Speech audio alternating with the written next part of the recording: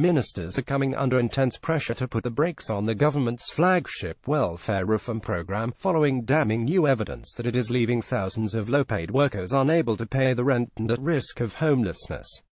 The Observer can reveal a catalogue of concerns from landlords, councils and charities about universal credit, which have been handed to a parliamentary inquiry investigating the program. With the accelerated rollout of the new system just weeks away, some warn that rent arrears among tenants receiving universal credit are running at 3, 4 or even 5 times the level of those on the old system. 3 councils whose tenants have already been moved on to universal credit said they had built up about £18 million in rent arrears.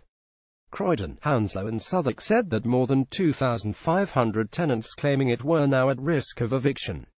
Some food banks reported that marriages had broken down as a result of the extra pressures of waiting for payments, while some landlords are now choosing not to accept tenants on universal credit. Figures obtained by the Observer under the Freedom of Information Act also show that half of all council tenants across 105 local authorities who receive the housing element of universal credit, which replaces housing benefit, are at least a month behind on the rent, with 30% 2 months behind.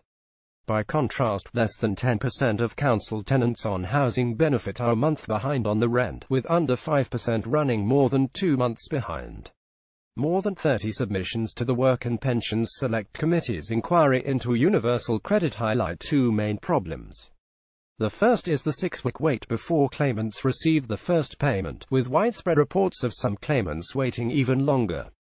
The new system also sees money for rent going to tenants, rather than straight to the landlords. While the Department for Work and Pensions (DWP) says the measure is designed to encourage claimants to manage the money, landlords are warning that it is simply leading to rising rent arrears. London Councils, the body that represents the capital's 32 boroughs and the City of London, said the new system places both claimants and local authorities in a position of financial insecurity. It said that in areas where universal credit had been fully implemented, there had been a dramatic decrease in rent collection, with many tenants immediately falling into rent arrears. The Peabody Group, a housing association that owns and manages more than 55,000 homes in London and the South East, said the rate of rent arrears among its tenants on universal credit was 3 times greater than those not on the new benefit.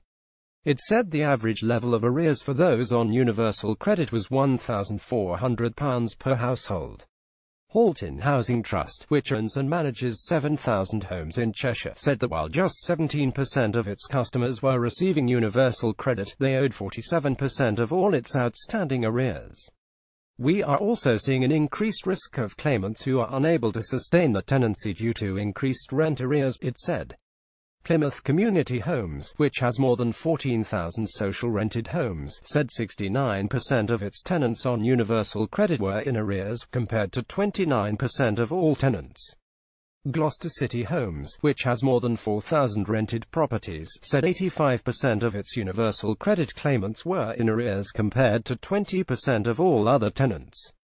Islington Council in London said 81% of its universal credit claimants were in arrears, compared to 29% across all of its tenants. Chesterfield Borough Council said 77% of its tenants in receipt of universal credit had rent arrears. The Trussell Trust, Britain's biggest food bank network, said that it had come across instances of people referred to food banks having to wait for far longer periods than 6 weeks, including up to 10 and 13 weeks for the first payment. It also reported 4 recent instances of people dealing with the breakdown of marriages due to financial pressure.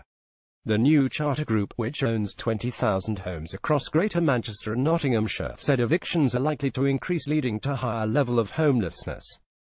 Centrepoint, which provides housing for homeless young people, said some had waited up to 10 weeks for the first payment. This places tenants at risk of homelessness, as they can legally be served a notice to seek possession when rent is unpaid for 8 weeks, it said. David Smith, Policy Director at the Residential Landlords Association, which represents more than 50,000 private sector landlords, said some members were now increasingly reluctant to house people on universal credit. Officials insist programs designed to help those who are struggling with payments. However, reports suggest help is not always offered to those who need it. Several sources have suggested that David Gorky, the Work and Pensions Secretary, may be open to slowing down the program should the department's latest data show up problems. Senior figures are now calling for a pause and overhaul of the system before it is rolled out even faster from next month. Bob Kerslake, former permanent secretary at the Department for Communities and Local Government and now chairman of the Peabody Trust, said everybody can see the potential benefits of this policy, but the implementation is critical and there is now enough evidence about the problems of arrears, particularly for some very vulnerable groups, that makes it essential that these issues are addressed before the rollout continues.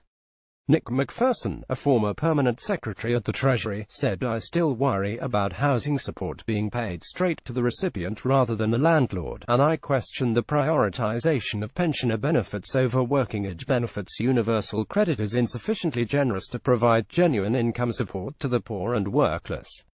A DWP spokeswoman said universal credit is getting more people into work than the old system. It mirrors the way most people in work are paid, helping to ease the transition into employment. The majority of claimants are comfortable managing the budgets, and for people who need extra support, advance payments are available.